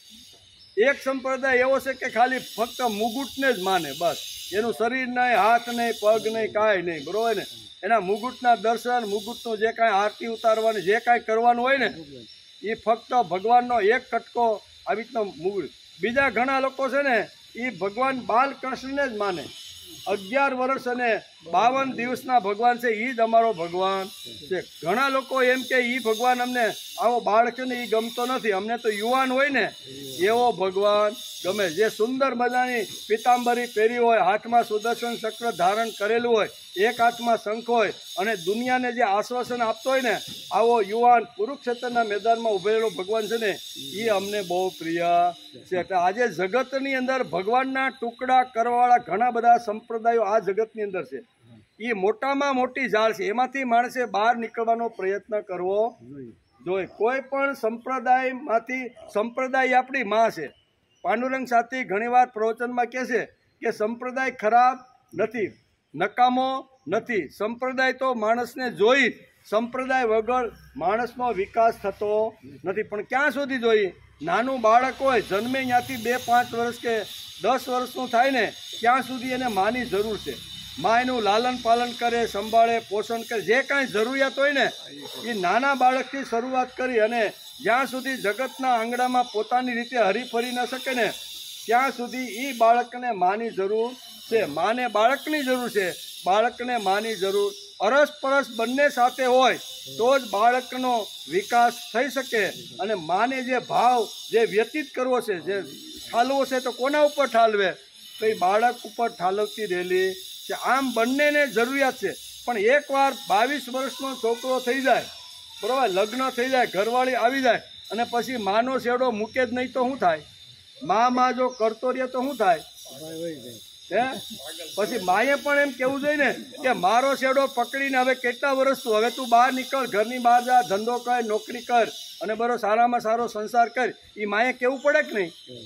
પણ આજે કોઈ સંપ્રદાય વાળી માં કહેવા માંગતી નથી. પરિપક્વ થઈ ગયા પછી એમ કહેશે કે અમારા કુંડાળામાંથી બહાર જવો જોઈએ નહીં. હકીકતે એને મુક્ત રીતે એકવાર જ્યાં સુધી સંપ્રદાયમાં રહે અને જ્યાં ધર્મ, અધ્યાત્મ, ભક્તિ બધી વાતો જે કાંઈ સમજી લીધી પછી એના મોકળે મને જગતની અંદર જ્યાં જ્યાં સારી વસ્તુ છે, સારા વિચારો છે, સારો સંઘ છે એની અંદર માણસે જવાનો પ્રયત્ન કરવો જોઈએ. તેથી અહીં કહે છે કે ઝાડ 2 પ્રકારની છે. એક સંસારની ઝાડ છે અને બીજી શાસ્ત્રની ઝાડ છે, બીજી સંપ્રદાયની ઝાડ છે.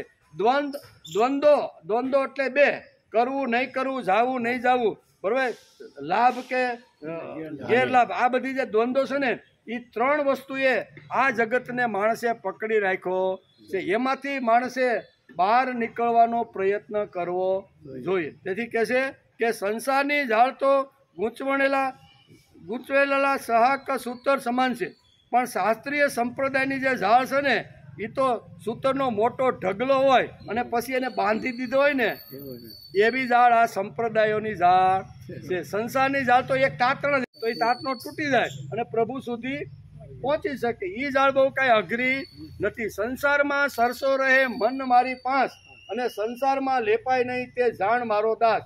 એકદમ સરળ સીધી સંસારની જે ઝાડ છે ને, ત્યાં વેદ વ્યાસ કહે છે કે એક તાતણા જેવી, એક દોરા જેવી, સૂતરના દોરા જેવી આ સંસારની ઝાડ છે। એ માણસ ધારે તો બંને પલ્લામાં અધ્યાત્મ અને સંસાર બંને પલ્લામાં પગ રાખી અને પરબ્રહ્મ પરમાત્માને પ્રાપ્ત કરી લે છે। કર્યા કે નહીં? નરસિંહ મહેતા છે, તુકારામ છે, મીરાબાઈ છે, એકનાથ છે, બે પલ્લામાં સંસાર પણ છે અને અધ્યાત્મ ભગવાન પણ છે। બેને બરોબર સમજી અને જીવન જીવવાનો પ્રયત્ન કરે તો સંસારની ઝાડ તો એકદમ સૂતરના એક તાતણા જેવી છે। પણ આ શાસ્ત્રની જે ઝાડ છે, સંપ્રદાયની ઝાડ છે, દ્વંદ્વની જે ઝાડ છે ને, એ તો એમ કહે છે કે ઢગલાબંધ દોરા હોય ને, એ ઢગલાબંધ દોરા જેવી છે કે માણસ તોડવાનો પ્રયત્ન કરે પણ તૂટે નહીં। પાંડુરંગ શાસ્ત્રી એક વાર્તા કરે કે એક ગામ હતું ને મોટા શેઠ, વાર્તા તો લાંબી છે પણ એ સિદ્ધાંત સમજવા માટે, અને બહુ નગરના મોટા શેઠ, ખૂબ આવક સારી, એટલે અઢળક સંપત્તિ। એક દિવસ ચોરોને વિચાર આવ્યો કે આ સંપત્તિ અમને મળવી જોઈએ, રાત્રે આના ઘરમાં આપણે ધાડ પાડવાની છે। એટલે ચોરો રાતના 1-2 વાગ્યા છે અને લપાતા છુપાતા ગમે તેમ કરીને ઘરની અંદર ઘૂસ્યા।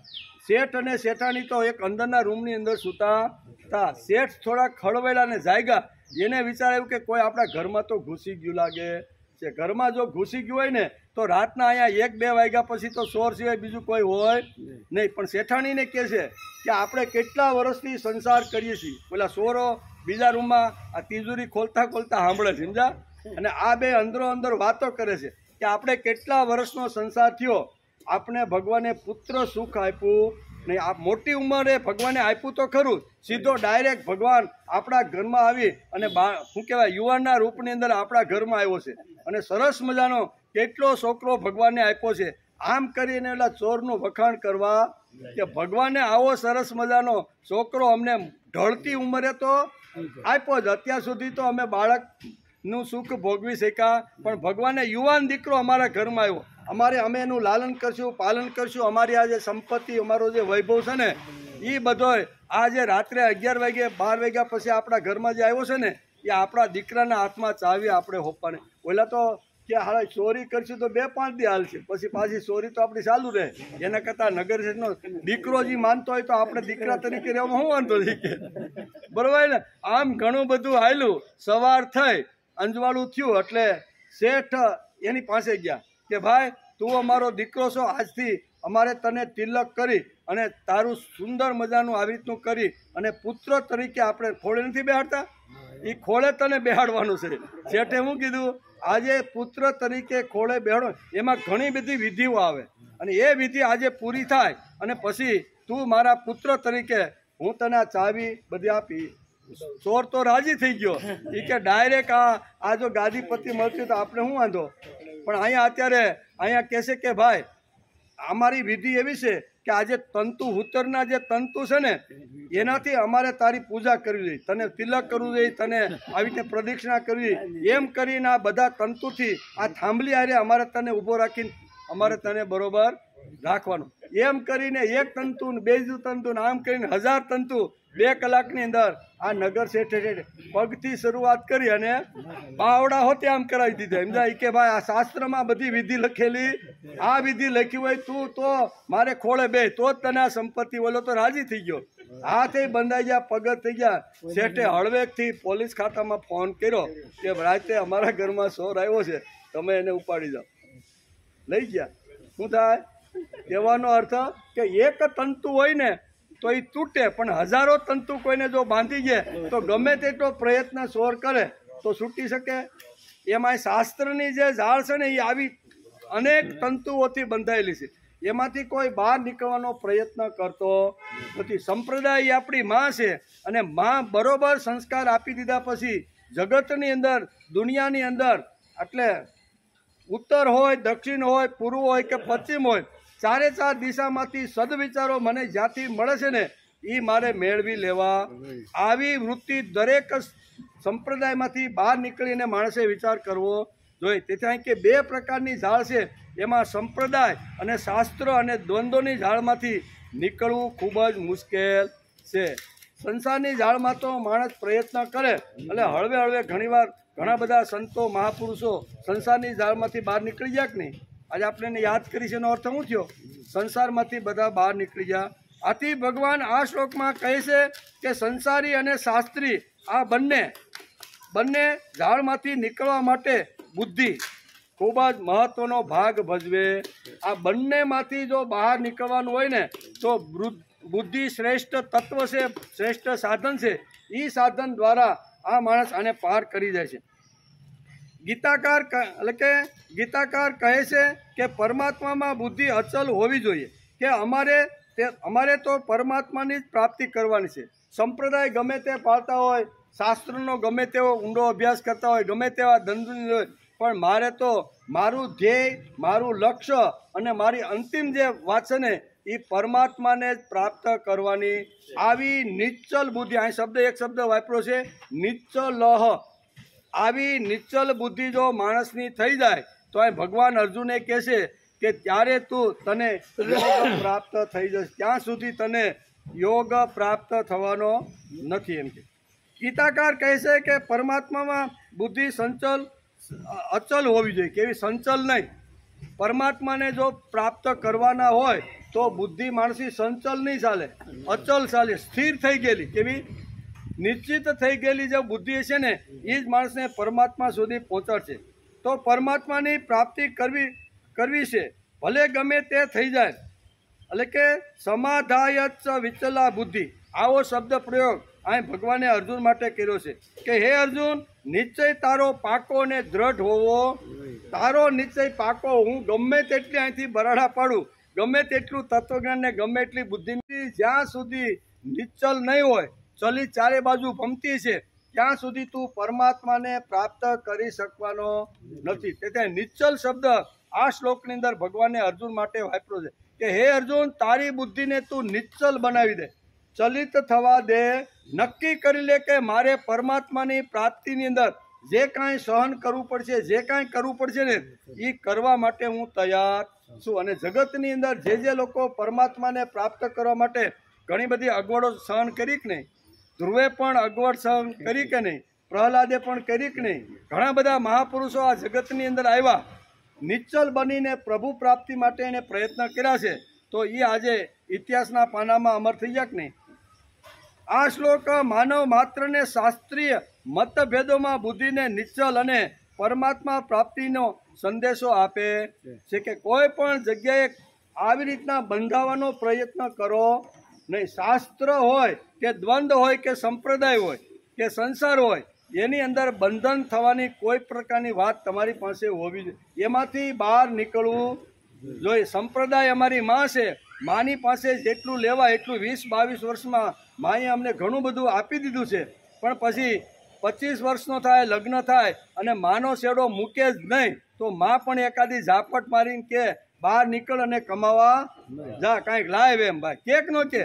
એવી રીતે આપણો સંપ્રદાય બીજામાં આમ છે ને, ઢીકડામાં આમ છે ને, પૂછડામાં આમ છે, એમાં જો માણસ રત રહે ને તો માણસને પરમાત્માની પ્રાપ્તિ થતી નથી. તેથી ભગવાને આ શ્લોક બહુ સરસ રીતે સમયસર સમજાવવાનો પ્રયત્ન કર્યો છે કે માણસને બે પ્રકારની સંસારની ઝાડ છે, એક સંસારની છે અને બીજી શાસ્ત્ર અને સંપ્રદાયની ઝાડ છે. આ બંનેમાંથી માણસે નિશ્ચલ બુદ્ધિ રાખીને નીકળવાનો પ્રયત્ન કરવો જોઈએ, તો જ પરમાત્માની પ્રાપ્તિ થાય છે. એમ કે છે ભારતીય સંસ્કૃતિ જડતા, વહેમ કે અંધશ્રદ્ધા ઉપર નહીં, પરંતુ વિશ્વના કોઈ પણ ધર્મ કે કોઈ પણ સંસ્કૃતિ કરતાં વધુ બુદ્ધિ પ્રામાણ્ય ભારતીય સંસ્કૃતિ છે. ભારતીય સંસ્કૃતિએ મગજમાં આવ્યું અને સ્વીકારી લીધું એવું નથી. બુદ્ધિની સાથે ઘણીવાર ઘસે કે આ વિચાર બહારથી આવ્યો છે, એ ઉપયોગી છે, નથી ઉપયોગી, લેવા જેવો છે, નથી લેવો, એ બુદ્ધિને 17 વખત બુદ્ધિની સાથે એને ઘસે અને પછી જો એની બુદ્ધિમાં ઉતરે તો પછી માણસ સ્વીકારે છે. આને કહેવાય બુદ્ધિ પ્રામાણ્ય. ભગવાન આપણે આ શ્લોકની અંદર બુદ્ધિ પ્રામાણ્ય કેવી રીતનું લાવી શકાય અને એ લાવ્યા વગર પરમાત્માની પ્રાપ્તિ થતી નથી, એ આ શ્લોકની અંદર ભગવાન આપણે સમજાવે છે. બુદ્ધિથી માણસે વિચાર કરવો જોઈએ. આજે સમાજ મોટા ભાગનો અંધશ્રદ્ધા, વેમ, પાખંડની અંદર પડેલો તે વેમ જાય કારણ કે ને ભાઈ સિંક ખાઈને એટલે પછી પાઘડી ઉતારીને બહાર જતા હોય ને એમાં જો સિંક આવી હોય ને તો એ પાઘડી પાછી ખીચીએ ટીંગાડી દેવાની. પુત્ર વધુ પૂછે દાદા કેમ તમે તો લાકડી લઈને તમે બહાર જવાની વાત કરતા? એ કે સિંક આવી ને એટલે 5 મિનિટ પછી જાવ, લાકડી મૂકી દે. આ શું કહેવાય? અંધશ્રદ્ધા અને આપણો વેમ કહેવાય. મારી જ વાત કરો ને, આજે હું બહાર થેલી લઈને બહાર બરોબર નીકળ્યો, દવા પીગું ને સિંક આવી એમ કેવી, તો મેં તો કાંઈ થેલી મૂકી નહીં ભાઈ, તો કાંઈ અજુગતું થયું, અમુકનું સારું થયું. તબિયત સારી નહોતી ને તો ભગવાને હારી કરીને આપણે અહીંયા 1 કલાક સુધી અહીં બેસીને સારી વાતો કરવાનો મોકો આપ્યો. પણ ના મને સિંક આવી છે, હું આ વડલા હેઠે જાઉં છું ને એટલે મારી થેલી 5 મિનિટ માટે મૂકી દઉં ને પછી જાવ એમ. હાલે મીંદડી આડી પડી, શું કે ક્યાંય જાતા હોય ને જો મીંદડી આડી પડે ને તો માણસ પાછો વળી જાય. અરે આ બધું અંધશ્રદ્ધા, વેમ, પાખંડ, આ બધું માણસે ગીતા સાંભળ્યા પછી માણસના જીવનમાંથી આ વસ્તુ જવી જોઈએ. એક પરમાત્માને પ્રાપ્ત કરી લઈને તો અંધશ્રદ્ધા, વેમ, પાખંડ જે કાંઈ આપણું છે ને એ બધું કાદવમાંથી ભગવાન જેમ બહાર કાઢવાનો પ્રયત્ન અર્જુનને કરે છે, મોહ માયા રૂપી કાદમાં, એમ આપણી અંદર પણ ઘણી બધી આ બધી વાતો આવેલી છે. એમાંથી જો બહાર નીકળવાનું હોય તો પરમાત્માની પ્રાપ્તિ સિવાય શક્ય એમ આ શ્લોકના 53મા શ્લોકમાં ભગવાને બહુ સ્પષ્ટતા રીતે કહ્યું કે કલિલમ આ શબ્દ વાપર્યો છે. કેવો કે કલિલમ એટલે એવો કાદવ છે કે જે કાદવમાં એકવાર માણસ ઘૂસી જાય પગ અને બહાર નીકળવાનો પ્રયત્ન કરે ને તો એ અંદર ઘૂસતો જાય છે. એક કલીલ એટલે કાદવ, કલીલ એટલે અજ્ઞાન, કલીલ એટલે વેમ, કલીલ એટલે પાખંડ, કલીલ એટલે ચમત્કાર. જેમ જે માણસને આ ચમત્કાર છે ને એ હંમેશા માણસને ઊંડા ખાડામાં જ નાખી દે છે અને અંતે એનું અસ્યુતમ કેસ્યુતમ થઈ જાય છે. ભગવાન જેવા મહાપુરુષ કોઈ જો હાથ પકડે, બરોબર ને, તો જ એ કાદવમાંથી બહાર નીકળી શકે. હાથ કોણ પકડે આપણો? કાં તો મહાપુરુષો પકડે, કાં તો સંતો પકડે, કાં તો આચાર્ય પકડે અને કાં તો શાસ્ત્ર, જેનો આપણે ઊંડો અભ્યાસ કરીશી એ જ આપણે કાદવમાંથી બહાર કાઢી શકે. બાકી બીજા કોઈની તાકાત નથી. જે અપૂર્ણ છે એ કેવી રીતના આપણે પૂર્ણ કરી શકે? જે પૂર્ણ હોય ને એ જ આપણે પૂર્ણ તરફ લઈ જવાનો પ્રયત્ન કરે. તેથી ઉપનિષદે બહુ સરસ એક મંત્ર ગાયો કે ઓમ પૂર્ણમદ પૂર્ણમિદમ પૂર્ણાત પૂર્ણમુદચ્યતે પૂર્ણસ્ય પૂર્ણમાદાય પૂર્ણમેવાવશિષ્યતે પૂર્ણસ્ય માદાય બરાબર પૂર્ણમેવાવશિષ્યતે. પૂર્ણમાંથી પૂર્ણ ઉલ્લેસી લીધા પછી બાકી પૂર્ણ જ રહે છે. આ પૂર્ણ સૃષ્ટિ છે, એ સૃષ્ટિમાંથી પૂર્ણ ભગવાન ઉલ્લેસી લે છે અને એક નવી સૃષ્ટિનું સર્જન કરે છે. તો એ તે ભગવાને ઉત્પન્ન કરેલું છે પૂર્ણ, એ પૂર્ણ તો રહેવાનું ને પૂર્ણમાંથી પૂર્ણ ઉલ્લેસી લીધા પછી આ સૃષ્ટિનું સર્જન ભગવાન કરે છે. તો પણ સૃષ્ટિની અંદર ભગવાનની પાસે પૂર્ણ તો રહેવાનું ને રહેવાનું. તેથી કહે છે કે માણસે પરમાત્મા સુધી પહોંચવાનો પ્રયત્ન કરવો જોઈએ. બીજી વાત છે કે આ કહેવામાં જરા પણ અતિશયોક્તિ નથી. ભારતીય વિચારધારામાં વેદ પ્રામાણ્ય માનવામાં આવે છે, પણ 75% લોકો વેદમાંથી સકામ ભાગ ઉપાડે છે. વેદના 2 ભાગ છે. આપણે શરૂઆતમાં જોયું હતું કે વેદના કેટલા ભાગ છે? વેદ 2 ભાગમાં વહેંચાયેલો છે. 75%ની અંદર આખો કર્મકાંડ, પછી લગ્નનો કર્મકાંડ હોય, મૃત્યુનો લગ્ન હોય કે પછી શ્રાદ્ધ વિધિનો કર્મકાંડ, કોઈ પણ પ્રકારના કર્મકાંડ હોય ને એમાં 75% ભાગ વેદની અંદર ભરેલો છે. કેવો?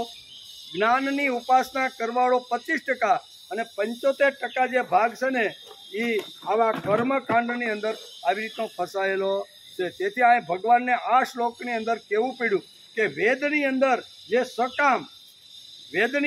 સકામની જે વાતો કરેલી છે ને એ સકામની કામો 75% અહીંયા વેદોની અંદર ભરેલી એ જ માણસ ઉપાડવાનો પ્રયત્ન કરે છે અને બાકીનો 25% ઉપાડો તો ખૂબ જ ઓછા લોકો પ્રયત્ન કરે છે. તેથી વેદવાદ કહીને વિપ્રની વાત કરીને ભગવાન આ શ્લોક આપને સમજાવવા માગે છે. કેટલાક લોકોને આ વાત ખટકે છે. તેઓને આ વેદનિષ્ઠા મુક્ત વિચારમાં બાધક લાગે છે. જેને કર્મકાંડ કરીને પૈસા જેને કમાવાના છે, કર્મકાંડ કરીને જેને વૈભવ ઊભો કરવાનો છે ને, એને વેદની જે 25% જે વાત છે ને એ ઘણીવાર ખટકતી હોય છે કે આ વળી વચ્ચે આવી રીતનું ક્યાં છે? અમારે તો કથા કરીને લાખો રૂપિયા કરવાના છે, બરોબર ને? તો આ વચ્ચે ક્યાં આવે છે? એટલે ઘણા લોકોને આ વાત ખટકતી હોય છે. એને ભગવાન અહીં બીજા અધ્યાયના અહીંયા 53મા શ્લોકની અંદર ભગવાન આ શ્લોકમાં જવાબ આપે છે. કેટલાક લોકોને આ વાત ખટકે છે. તેઓ આ વેદ નિષ્ઠ મુક્ત વિચારધારા બાધક લાગે છે. તેવા લોકો માટે ભગવાને આ શ્લોક સમજાવ્યો છે. શ્રુતિ વિપ્રતિપન્ના તે નિશ્ચલા જાત જાતના વચનો સાંભળવાને લીધે વિચલિત થયેલી તારી બુદ્ધિ હે અર્જુન પરમાત્મામાં અચળ અને સ્થિર ભાવે સ્થાપિત કરી દે. જુદા જુદા જગ્યાએથી અનેક પ્રકારની વાતો સાંભળી છે. એ વાતો સાંભળ્યા પછી તારી બુદ્ધિથી સ્વીકારી લે. તારી બુદ્ધિ આવી રીતની પ્રામાણિક બનાવીને એ બુદ્ધિથી એ સ્વીકારી લે અને પછી સ્થિર થઈ જવાનો તું પ્રયત્ન કર. પરમાત્મામાં અચળ અને સ્થિર ભાવે સ્થપાઈ જશે.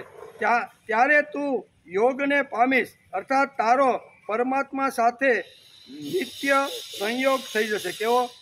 પરમાત્મા સાથે નિત્ય સંયોગ તારો થઈ જશે. એમ કરી અને ભગવાનને જે કાંઈ પ્રથમ અધ્યાયમાં અર્જુનના જે કાંઈ તર્ક વિતર્ક અને બુદ્ધિપૂર્વક ભગવાનને જે કાંઈ પ્રશ્નો પૂછ્યા હતા એના જવાબની અંદર અહીંયા 53મા શ્લોક સુધી 11મા શ્લોકથી શરૂઆત કરી ત્રુટક રીતે ભગવાને અલગ અલગ રીતે સમજાવવાનો પ્રયત્ન કર્યો. અહીંયા પણ એક પ્રામાણિક પ્રયત્ન કર્યો છે.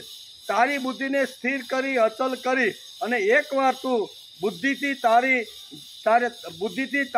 તું જો સ્થિર થવાનો જો પ્રયત્ન કરીશ ને તો તું પરમાત્માને પ્રાપ્ત થઈ એવી વાત કરે છે. ત્યાર પછી આવે છે 54મો શ્લોક. એ અર્જુન ઉવાચથી શરૂ થાય છે. હવે અર્જુનના જે કાંઈ પ્રશ્નો છે ને એ અર્જુન ઉવાચથી થાય છે. એમાં મોહરૂપી કાદવ અને શ્રુતિ પ્રતિપ્રન સાંભળવાથી થયેલું વિપરીત જ્ઞાન, બે પ્રકારનું જ્ઞાન અર્જુને ભગવાન પાસેથી સાંભળ્યું. થયેલું જ્ઞાન દૂર થવાથી યોગને પ્રાપ્ત થયેલા સ્થિર બુદ્ધિવાળા પુરુષ વિશે અર્જુન પ્રશ્ન પૂછે છે કે તમે આ બધી વાત મને કીધી એ વાત તો બરોબર છે, પણ આવી રીતની સ્થિર બુદ્ધિ થયેલો માણસ જગતમાં ક્યાંય જોવા મળે ખરો કે ખાલી તમે જ વાત કરો છો? આવી સ્થિર બુદ્ધિવાળો મનુષ્ય આ જગતમાં તમે જોયો છે? તમે એને સાંભળ્યો છે? તમે એની પાસે ગયા છો? તમને એનો અનુભવ થયો છે કે સ્થિર બુદ્ધિવાળો માણસ કેવો હોય? એટલે ભગવાન પ્રશ્ન પૂછે છે, સ્થિત પ્રજ્ઞસ્ય કા ભાષા. આવી રીતનું તમે કીધેલી વાતો જગતની અંદર કોઈએ ઉપાડી હોય અને એ પ્રમાણે જીવન જીવવા માગતો હોય તો એવા પુરુષો તમારા ધ્યાનમાં છે? તમારા ધ્યાનમાં હોય તો હું માનું. તમે ખાલી આવા ગપ્પા ગોળા વાત કરો એ મારા ત્યારે ભગવાન એને અહીંયા કેવી રીતના લોકો આ જગતની અંદર સ્થિર બુદ્ધિ રાખી પરમાત્માને પામી ગયા છે ને એનું સુંદર મજાનું વર્ણન અર્જુનની સામે મૂકે કે ભાઈ તું કહેશો એ બરોબર છે, પણ આવી હજારોની લાઈન પ્રહલાદ, નારદ, પરાશર, પુંડરીક, વ્યાસ આ બધા જે અંબરીશ છે ને આ બધાની લાઈન દોરી ભગવાન અહીંયા સ્થિત પ્રજ્ઞના લક્ષણોનું વર્ણન કરે છે. પણ એ આવતીકાલથી અર્જુનનો પ્રશ્ન છે કે આવો માણસ તમે જોયો છે કે ખાલી વાતું જ કરો છો? તો ભગવાન કે મેં જોયેલો છે, સાંભળ્યો છે, અનુભવેલો છે, મારી બાજુમાં આવીને ઘણા બેઠા છે, એનું જ હું તને વર્ણન કરું. શું કે છે કે પૃથ્વી ઉપર ગયા પછી માનવ પ્રયત્ન કરી અને મારી સુધી આવેલા ઘણા બધા એવા લોકો છે કે જે આજે મારી બાજુમાં બેઠા છે. કોણ કોણ બેઠા છે? પ્રહલાદ, નારદ, પરાશર, પુંડરીક, વ્યાસાંબરા, સુક, સૌનક, ભીષ્મ, દાલભ્યામ, રૂકમાન, ગદાર્જુન, વસિષ્ઠ, વિભીષણાદિ પુણ્યાની નામ પરમ ભાગવત સ્મરણ. આવા જે ભાગવત એટલે ભગવાનના લાડકા જે દીકરાઓ છે ને એ મારી પાસે આવીને બેઠા છે. એના ગુણ કેવા છે, એનું જીવન કેવું છે, એનું બોલવું કેવું છે, એનું ચાલવું કેવું છે, એનું હલનચલન કેવું છે, એ બધી જ વાતો ભગવાન અહીંયા અર્જુનને કહેવાના છે. પણ એ આપણે આવતીકાલથી એક નવું પ્રકરણ શરૂ કરીએ.